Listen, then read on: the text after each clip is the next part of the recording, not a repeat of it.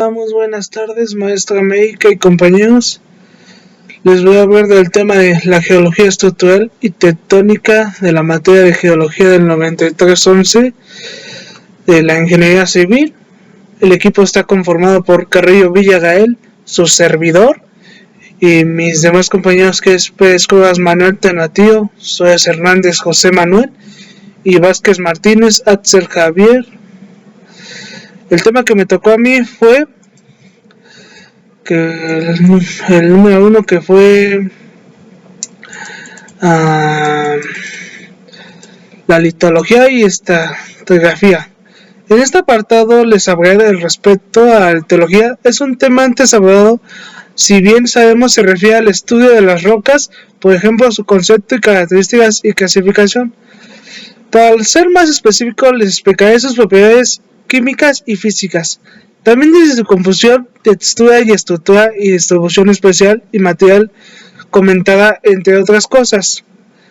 Entonces, ¿por qué es tan importante? Toman un papel muy importante, ya que debido a ella nosotros podemos entender cómo es el relieve, por qué es tan dependiente de cómo está formada las rocas, y nos demostrarán cómo será su transporte y agentes de erosión de diferentes climas de la Tierra. Además, el comportamiento de las rocas entre las demás agentes de la relieve hay que tener en cuenta. En cuanto a la región, existe un solo tipo de roca, o este es denominante.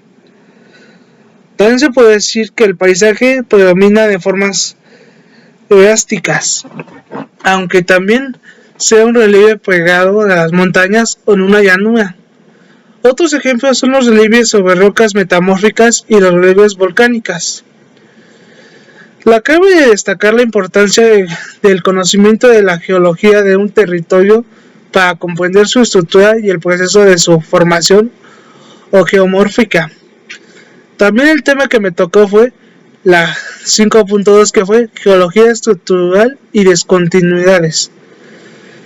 La número 2 son discontinuidades. Una discontinuidad geológica o geofísica es una separación detectable meteorológicamente dentro de los cuerpos rocosos cercanos a la superficie o en regiones más profundas de la corteza terrestre y en el manto.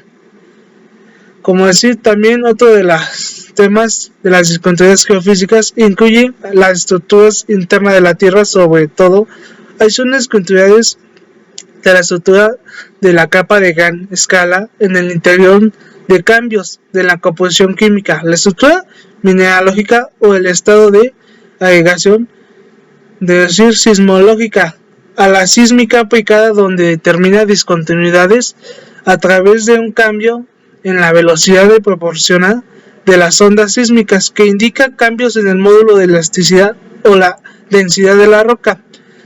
También puede decir que hay discontinuidades globales y regionales. Las discontinuidades, que son características de la estructura de todo cuerpo terrestre, se denominan globales, mientras que los cambios limitados a pequeñas escalas en la estructura estructural de la Tierra se caracterizan por discontinuidades locales o regionales, dado que los cambios subyacentes a menudo tienen lugar en un intervalo de profundidad mayor. La mayoría de discontinuidades son, estrictamente hablando, áreas de transición. Las capas límite con un cambio abrupto en la velocidad sísmica se denominan discontinuidad en orden de cero. Este sería mi aportación a la presentación. Le dejo los siguientes temas a mis compañeros. Gracias por la atención. Muy buenos días, tardes o noches. Mi nombre es Gael Carrillo Villa, soy parte del grupo 9311 y hoy les hablaremos acerca del tema 5.3 sobre la geohidrología. Bueno, primero que nada necesitamos saber unos puntos básicos sobre la definición básica de la geohidrología. Bueno, primero que nada, se divide en hidrología. Esta trata sobre el estudio integral del agua subterránea, su distribución y evolución en tiempo y espacio en el marco de la geología regional.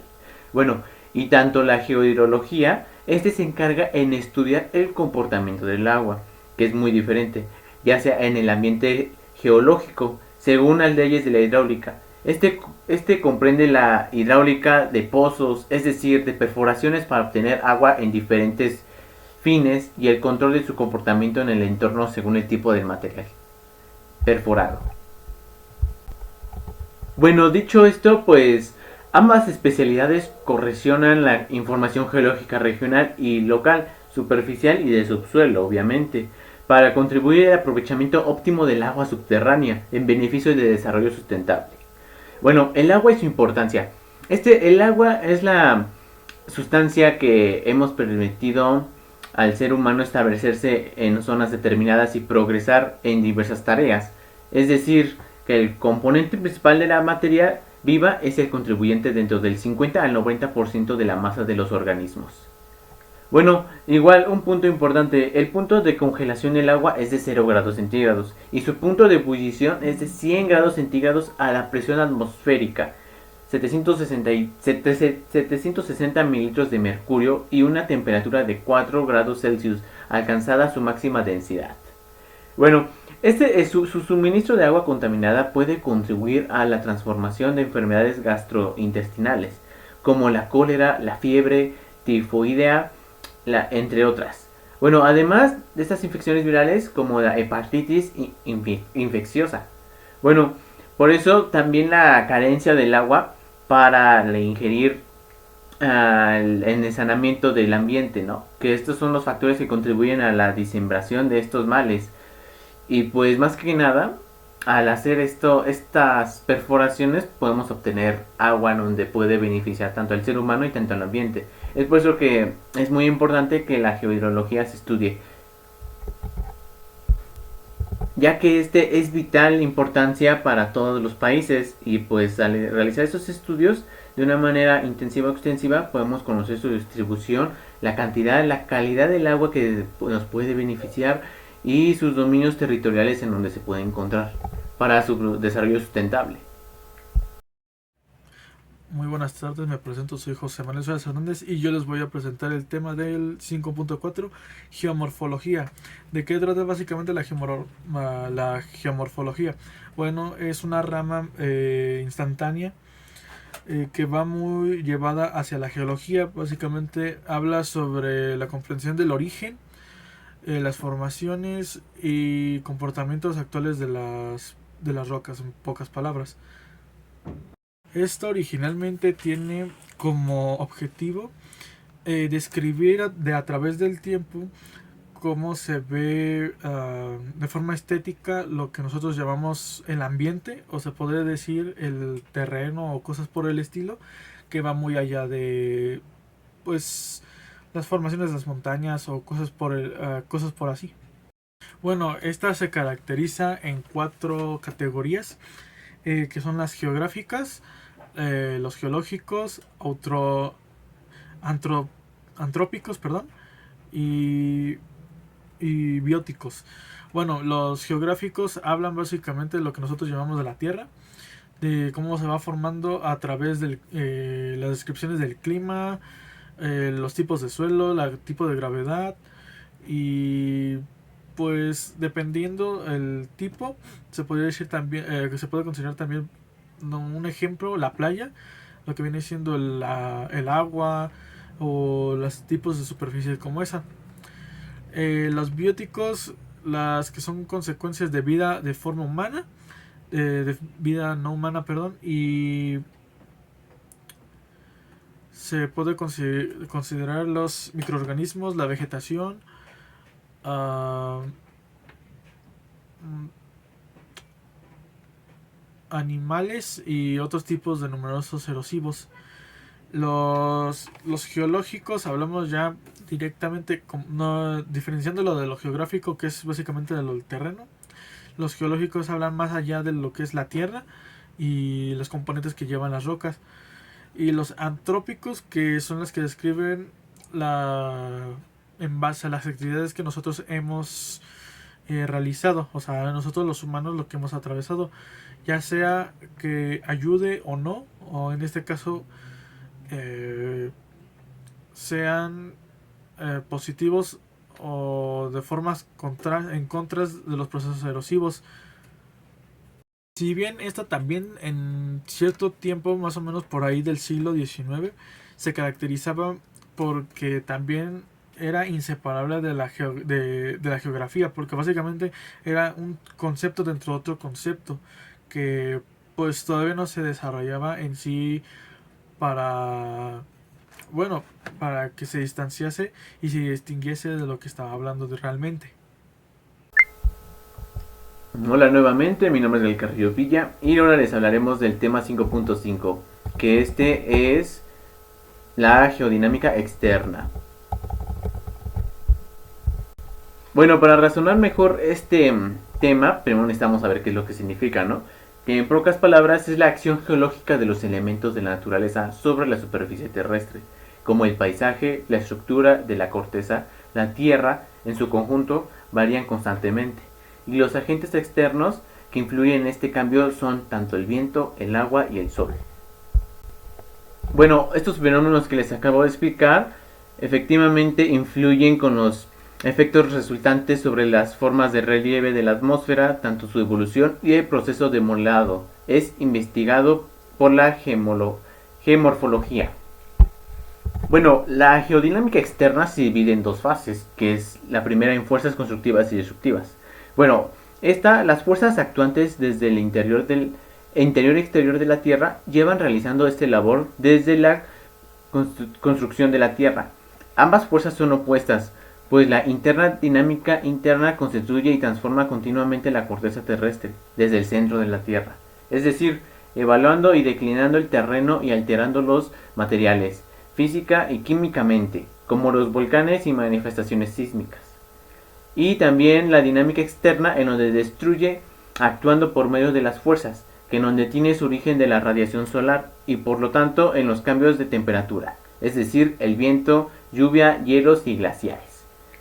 Bueno, el otro punto son las fuerzas externas, donde destruyen, erosionando, meteorizando, desplazando y sedimentando los materiales construidos por las fuerzas internas.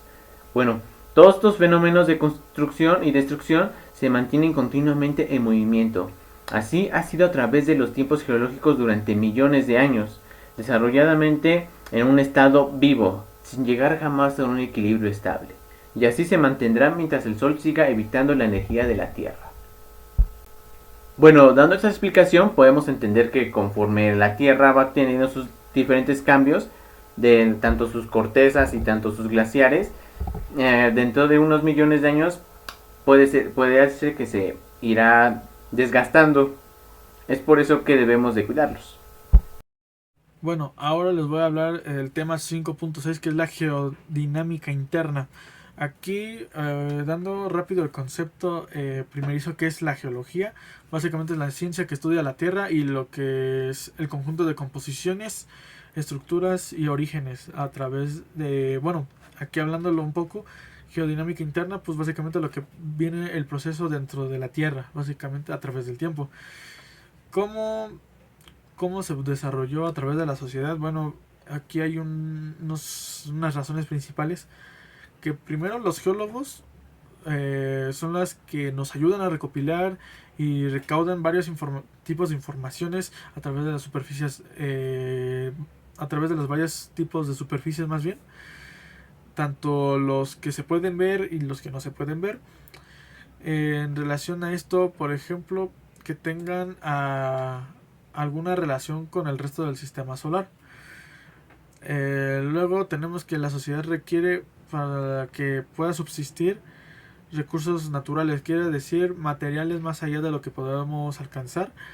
Por ejemplo, cuando excavas, no sé, encontrar un tipo de mineral, ya sea metálico, no metálico, hídrico, o puede que nosotros pues se escuche mucho lo del petróleo, que sería pues combustible fósil, ¿no? Básicamente en eso.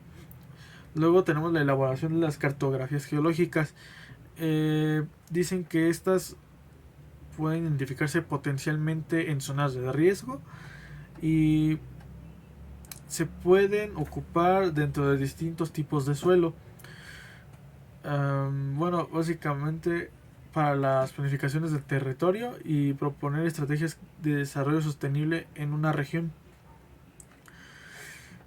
Bueno, aquí la educación en geología está hablando más allá de que nosotros debemos de, básicamente, tenemos como el objetivo de nosotros como personas tratar de salvar, entre comillas, el ambiente. Bueno, eso hablando de la Tierra en la forma superficial, porque este puede ayudar a reducir pérdidas en cuanto a economía o puede reducir las catástrofes naturales, tales como terremotos, tsunamis, erupciones volcánicas, inundaciones y desprendimientos.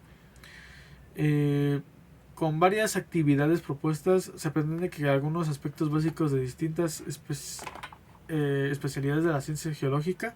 Para ello se han organizado 4 sesiones distintas a realizar, una pequeña inmersión en el campo de paleontología, mineralogía, petrología y la tectónica. Y en el dibujo se puede mostrar básicamente cómo se va organizando lo que realmente conlleva, que es hidrosfera, la corteza, con una distancia de 6.380 kilómetros. El manto creo que es superior, si no me estoy mal, con ciertas alturas también de 3.480 kilómetros, que a decir verdad pues es cierto a partir del núcleo interno hacia arriba, que es como siempre se ha denominado en una figura 3D el planeta, ¿no?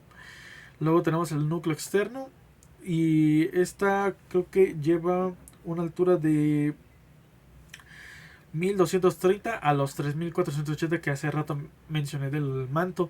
Y luego tenemos que es del punto cero hasta los 1230 kilómetros, que es el núcleo interno. Y creo que por mi parte, creo que sería todo. Buenas noches, mi nombre es Pérez Cuevas Manuel Tonatiu. Yo les voy a hablar sobre las etapas de estudio que tiene la geología directamente en las obras de construcción. Y bueno, este tiene una finalidad muy importante, que es determinar las condiciones geotécnicas de los terrenos, ya sea antes de las obras o durante ellas, y pues también cuando acaben las obras.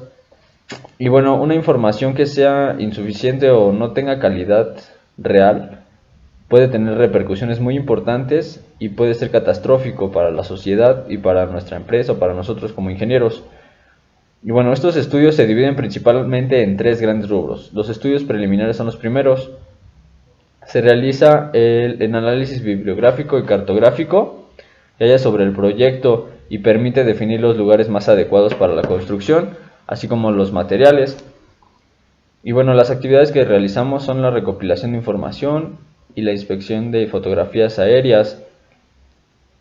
Básicamente es recurrir al área que vayamos a construir para pues obtener información visual, ya sea visualmente o con algunas otras obras que ya estén ahí ejecutándose.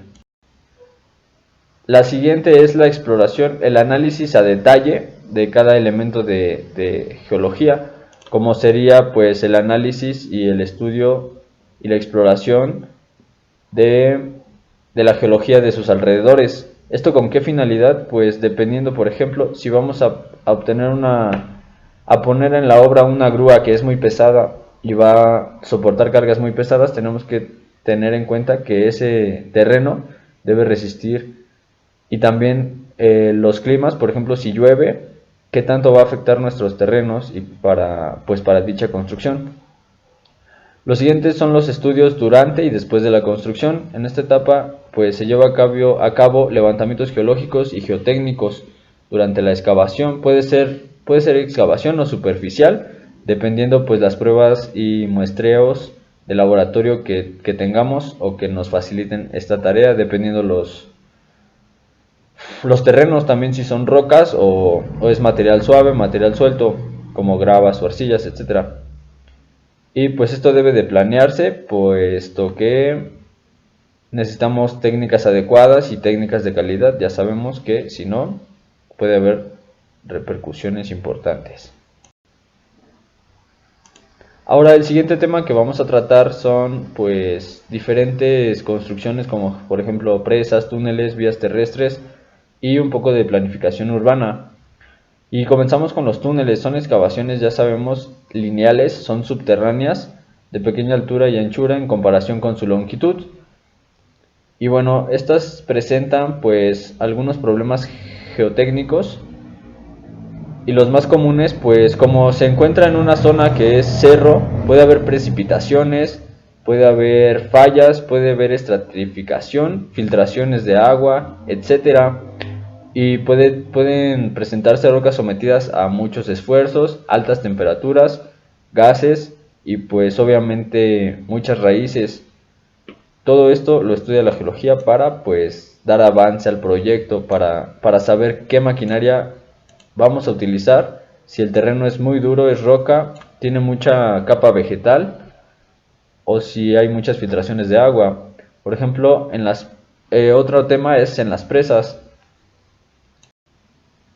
En las presas comúnmente se quiere captar el agua de ríos o bajadas de agua de los cerros, pero normalmente esto sabemos que pues puede causar algunas grietas, puede haber filtraciones, deslizamientos y se pueden crear cavernas, cauces o fracturas de pues la resistencia de las rocas, es lo que más afecta. Entonces todo eso tenemos que investigarlo para poder dar avance a la obra. Otra es en las vías terrestres. Esta es una de las obras de ingeniería que necesita mayor información geológica desde su planeación hasta su conservación. Recordemos que uno de los objetivos de la geología es conocer si la excavación se realizará en el suelo o en la roca, porque este comportamiento cambia de acuerdo a pues, los materiales. Por último, la planificación urbana, que es un tema, es muy separado, pero la geología trabaja junto con esta. Y pues el objetivo de la geología en esto es lograr un ordenamiento de cada territorio que mejore la calidad de vida de las personas, prevenga pues problemas, minimice el impacto social, económico y ecológico de los desastres que podrían ser naturales, así también lograr un uso sostenible de los recursos naturales y conservación del medio ambiente. Pero pues lo que más nos interesa como constructores es el efecto de los desastres naturales que puede causar. Por eso la geología tiene que estudiar esa área, si no hay mucho movimiento sísmico, etcétera, por si se va a construir edificios grandes, etcétera, para su diseño y para que duren. Pues gracias, esto sería todo de mi parte. Hola, ¿qué tal? Soy Axel Gabriel Vázquez Martínez. Voy a explicar el tema 5.10, la cartografía. Como sabemos o entendemos, la cartografía es una de las bases de datos más utilizadas a la hora de la exploración. Por esto, los turistas o que recorren un nuevo país o una localidad se basan en el estudio de los suelos a través de ella. ¿Por qué? La cartografía es de vital importancia. Traza rutas, traza desniveles o alguna desfisura que se encuentra en la tierra. A la hora de trazar estos mapas se hacen estudios sumamente cuidadosos, ya que si tenemos en cuenta la densidad o la capacidad de la tierra a la hora de un desprendimiento, puede causar una gran desfisura. Los mapas y sus propiedades. La cartografía se ha desempeñado un papel fundamental a lo largo de la historia de la humanidad. En los siglos XX los mapas anulaban en la tecnología. Recordemos como anteriormente, en la hora de exploración no se hacía medios que facilitaran tanto como los que son un mapa electrónico, Google Maps. Antes se utilizaba la cartografía para la exploración y la hora de recorrer. ¿Por qué esto? Se escogía la ruta más fácil o establecida en la hora de un comercio por una fisura o algo así en la hora de recorrerlo. La palabra cartografía tiene su origen en los vocablos latín que significa charla significa papel que sirve para comunicarse, o una carta de Egipto, de griego, que significa descripción. La cartografía es uno de los medios más utilizados en la tracción de mapas. Como tenemos la cartografía en general, que es mayormente utilizada por medio de el público casual o no sé, La cartografía general se ocupa realizando los mapas para el público en general, y esos mapas representan muchos datos relacionados con el territorio. De esa misma se desprende la cartografía general y temática,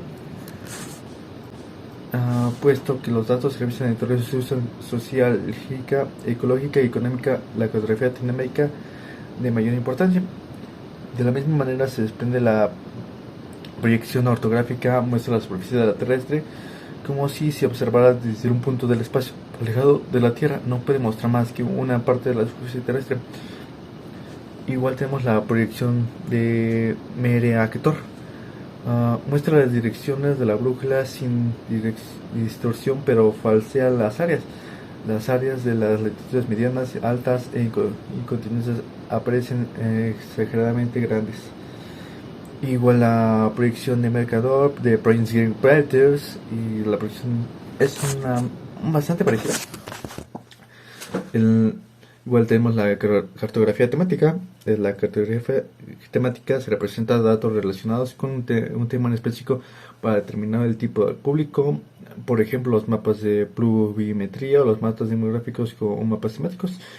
Los mapas escolares o un medio para representarlos. Aquí tenemos un ejemplo de un mapa cartográfico de México que se muestran las montañas, las sierras, las llanuras, las altiplanicies y las plataformas volcánicas. Hay que tener presente estos medios para poder trazar un mapa. Igual tenemos las proyecciones. La Tierra de forma de elipsoides aparece de una esfera por algo determinada representando una superficie terrestre. Igual tenemos la proyección cilíndrica de Miller, de proyección de Robinson, de la finalidad de este proyecto es de reemplazar toda la Tierra distribuyendo o más o menos posible las áreas no obstante, pareciendo las direcciones distintas. Porque esto, recordemos que si trazamos el mapa mundial y lo ejercemos a través de un movimiento cilíndrico, como se muestra el planeta, a la hora de trazarlo en un mapa surgen dudas. ¿Cómo? Por este medio de que cambian las altitudes, las áreas, las demografías del mapa. Eso porque para áreas más chiquitas, áreas más grandes, por la hora de plasmarlo en una superficie plana.